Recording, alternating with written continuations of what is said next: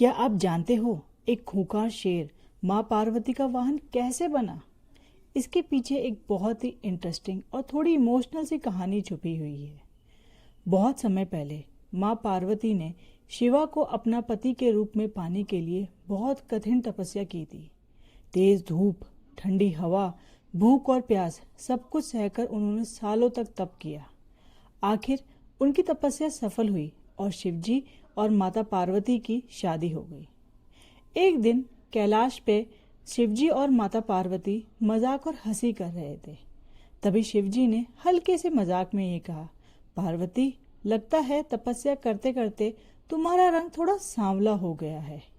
शिवजी ने तो ये बात मजाक में कही थी, लेकिन माँ पार्वती को ये बात चुभ गई।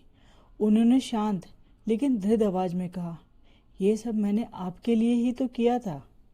इतना कहकर माँ पार्वती फिर से जंगल की तरफ चली गई और वहां दोबारा कठोर तपस्या करने लगी।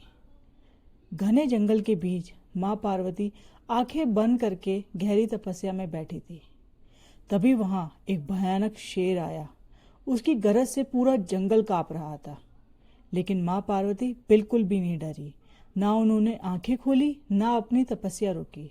शेर हैरान हो गया। उसने सोचा, ये कौन है जो मुझसे भी नहीं डरती? धीरे धीरे वो भी माँ पार्वती के पास शांत होकर बैठ गया। दिन बीते, फिर हफ्ते, फिर महीने, और वो शेर भी माँ पार्वती के साथ वहीं बैठा रहा। आखिर माँ पार्वती की तपस्या से प्रभावित होकर शिवजी वहां प्रकट हुए। जब माँ पार्वती ने आंखें खोली, उनकी नजर उस शेर पर पड़ी जो इतने समय से उनके साथ तपस्या में बैठा था। माँ पार्वती को उसकी वफादारी और धैर्य देखकर बहुत खुशी हुई।